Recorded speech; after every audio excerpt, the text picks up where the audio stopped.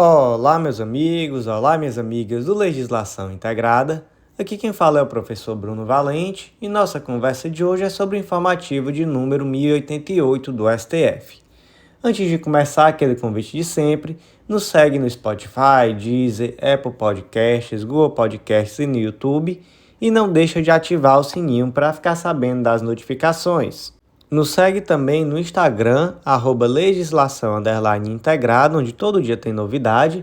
E por último, o mais importante de todos os convites, acesse legislaçãointegrada.com.br e vem fazer parte do Clube da Lei, o clube de membros que te dá acesso a todos os nossos materiais de lei seca e jurisprudência e a mais de 100 planos de leitura focados em carreiras e editais específicos. Então, uma assinatura única que dá acesso não só àqueles planos de leitura base de cada carreira, mas também aos planos focados nos editais que vão sendo publicados no decorrer da vigência da sua assinatura. Tudo o que você precisa para um estudo atualizado, organizado e completo de lei seca e jurisprudência. E, gente, o nosso novo curso de organização de estudos está quase pronto. Logo mais vocês vão ficar sabendo de todas as novidades e eu tenho certeza que agora eu vou conseguir ajudar vocês em todas as etapas do seu estudo, não só mais em lei seca e jurisprudência. Então, sem mais delongas, vamos para o primeiro julgado do dia, que foi inserido na Constituição Federal.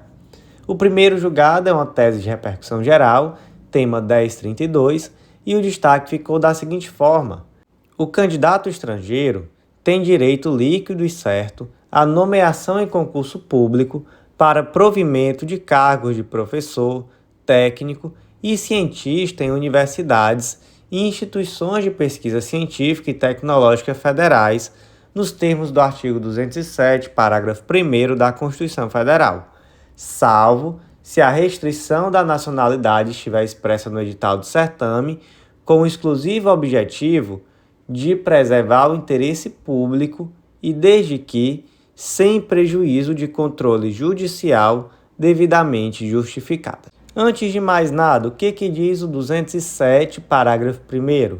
As universidades gozam de autonomia didático-científica, administrativa e de gestão financeira e patrimonial e obedecerão ao princípio da indissociabilidade entre ensino, pesquisa e extensão. Parágrafo 1º. É facultado às universidades admitir professores, técnicos e cientistas estrangeiros na forma da lei. Basicamente, o caso concreto aqui foi o seguinte: um indivíduo estrangeiro foi aprovado para o cargo de professor de informática do Instituto Federal Catarinense, IFC, sendo que o edital restringia a participação no concurso a brasileiros. Então, ele, como estrangeiro, teoricamente não poderia fazer parte desse edital, não poderia assumir nesse concurso público.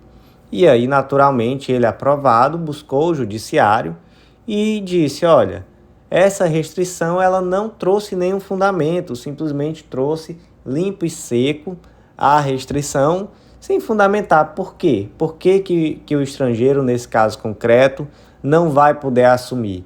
Quando, gente, na verdade, muitas vezes é difícil justificar você impedir um professor estrangeiro de integrar os quadros de uma universidade. Isso é o contrário, Uma universidade tem que ser, de fato, plural em todos os aspectos, inclusive no aspecto de nacionalidade. Então, como esse edital não trouxe uma fundamentação no interesse público para justificar, porque naquele caso específico o professor aprovado não poderia ser um estrangeiro, foi afastada essa vedação. E olha que peculiar. Nesse caso concreto, o professor estrangeiro inclusive conseguiu danos materiais e morais.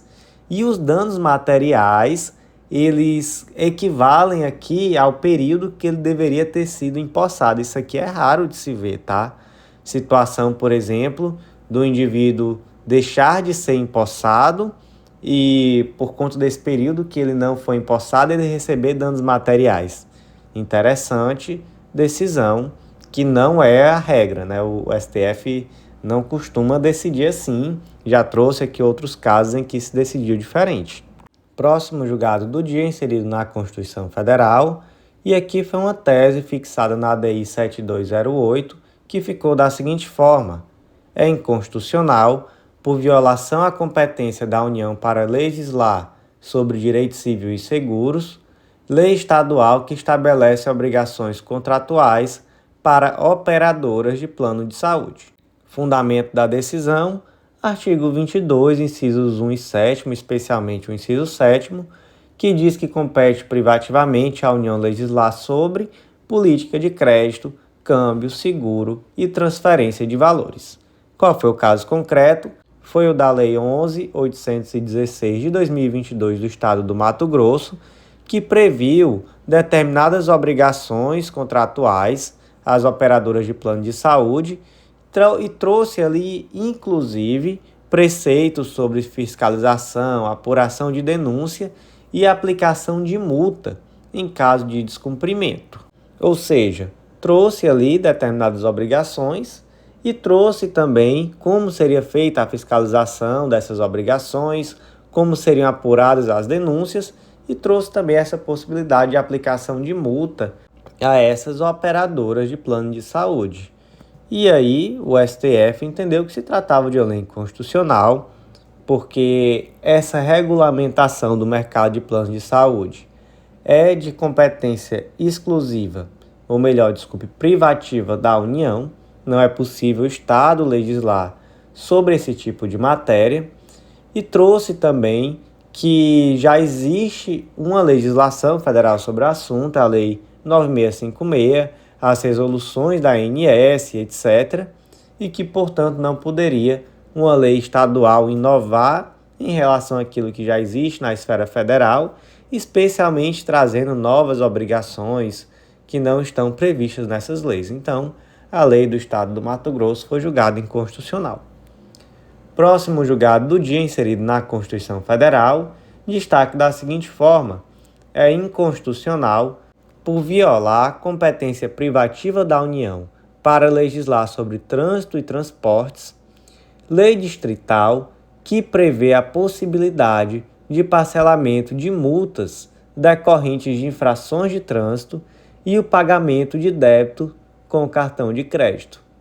Gente, interessante isso, interessante essa decisão, não é uma novidade. A STF em outros momentos já tomou decisões semelhantes, mas eu confesso que para mim é muito estranho dizer que uma norma que simplesmente permite o parcelamento de multa no cartão de crédito legisla sobre trânsito e transporte. Então, o fundamento aqui da inconstitucionalidade dessa lei é o artigo 22, inciso 11, que diz que compete privativamente à União legislar sobre trânsito e transporte.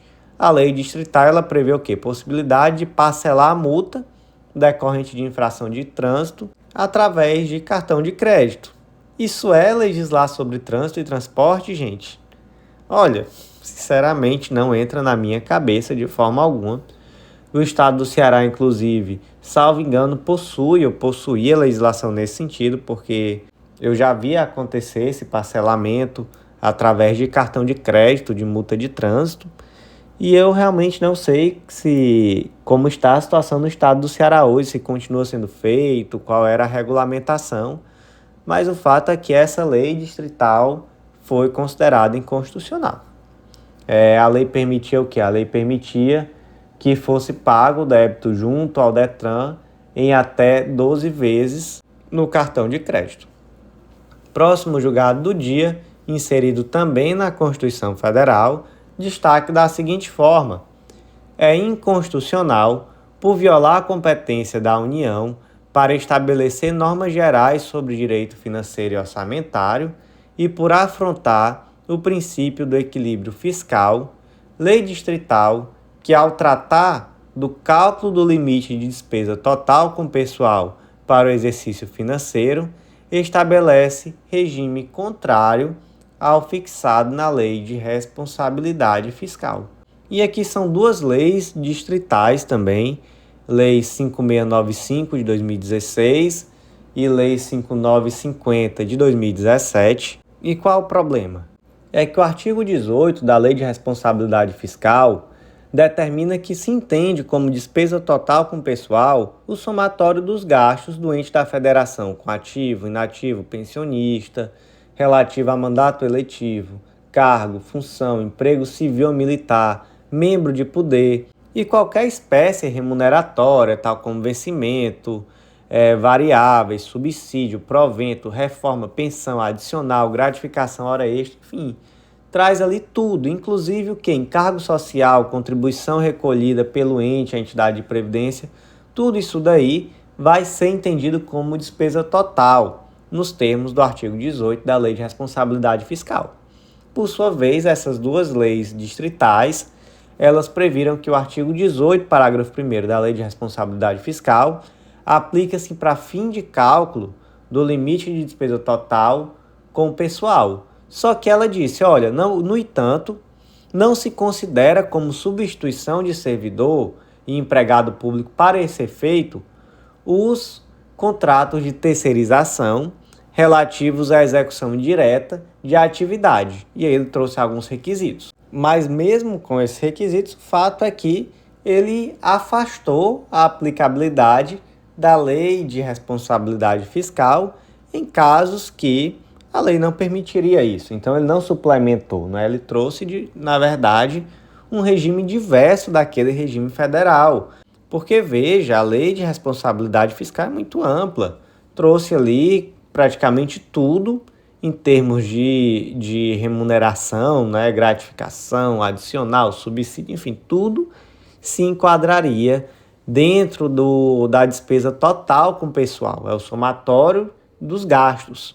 E a lei distrital, por sua vez, ela trouxe exceções, ela retirou determinados gastos e isso, de fato, não é suplementar a legislação federal. Na verdade, é criar exceções que não existem na legislação federal. Próximo destaque do dia foi inserido no Código Penal e é uma tese de repercussão geral, tema 1246, e a tese ficou da seguinte forma: o artigo 268 do Código Penal veicula norma penal em branco que pode ser complementada por atos normativos infralegais editados pelos entes federados, União, Estados, DF e municípios, respeitadas as respectivas esferas de atuação, sem que isso implique ofensa à competência privativa da União para legislar sobre direito penal. O que diz o artigo 268 do Código Penal? É o crime de infração de medida sanitária preventiva. Artigo 268, infringir determinação do poder público destinada a impedir introdução ou propagação de doença contagiosa. Detenção de 1 mês a 1 ano, e essa pena é aumentada de 1/3 se o agente é funcionário de saúde pública ou exerce a profissão de médico, farmacêutico, dentista ou enfermeiro. E aqui, gente, estamos no âmbito da tal da Covid-19.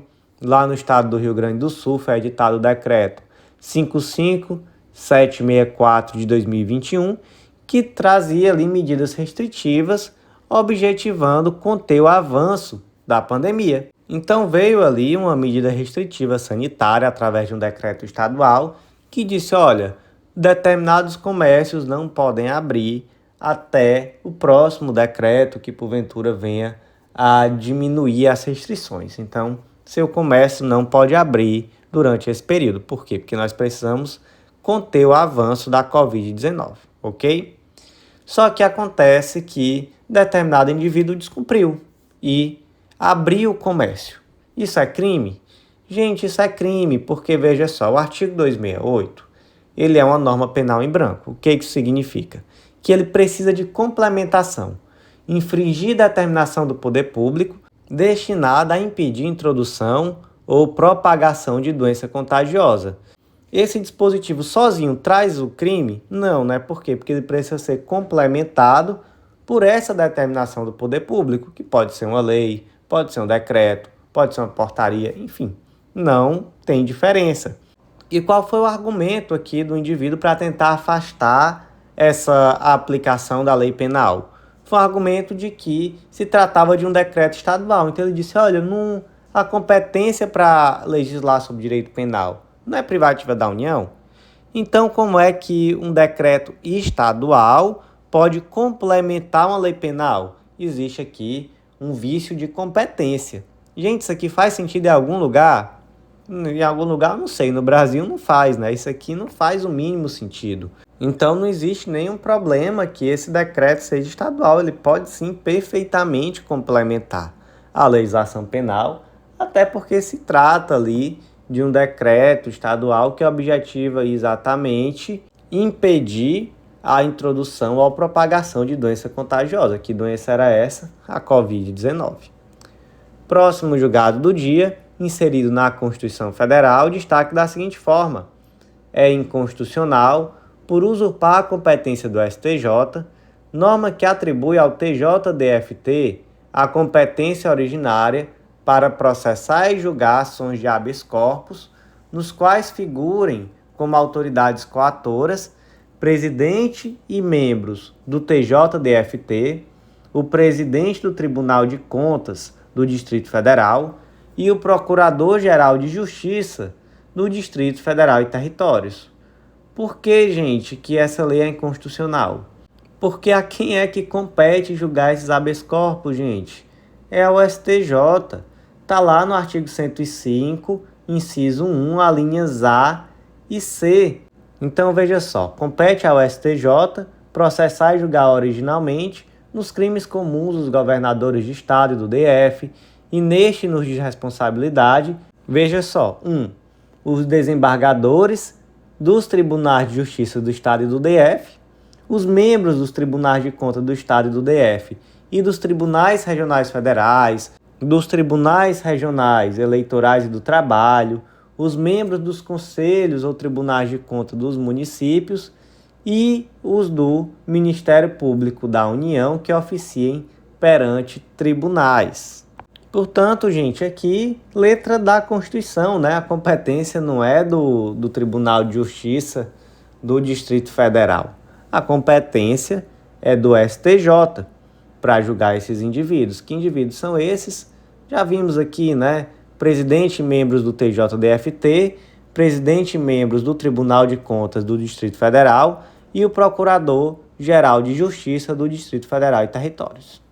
O último julgado de hoje, inserido na Constituição Federal, e é uma tese de repercussão geral, tema 694, e nós vamos nos limitar aqui a ler a tese que foi fixada. O diferimento do ICMS relativo à saída de álcool etílico anidro, combustível, das usinas ou destilarias para o momento da saída da gasolina C das distribuidoras, e aqui são dois convênios de ICMS, o convênio 80 de 97 e o 110 de 2007, não gera direito de crédito do imposto para as distribuidoras. Então, gente, por hoje foi isso. Eu agradeço a vocês que ouviram até o final. Fica aquele convite de sempre, acesse legislaçãointegrada.com.br, vem fazer parte do nosso clube de membros, o Clube da Lei. Com certeza a gente vai te ajudar muito nesse estudo de lei seca e jurisprudência e vai fazer toda a diferença na tua aprovação. Nos acompanha também nas redes sociais, porque entre o final de abril e o começo de maio vai ter grande novidade. Já está quase tudo pronto para o nosso curso, que com certeza vai ajudar demais na tua organização de estudos. É aquilo que falta para você conseguir aquela organização, aquele foco, aquele método que vai ser só sucesso, com certeza. Gente, aguardo vocês no próximo podcast. Até lá!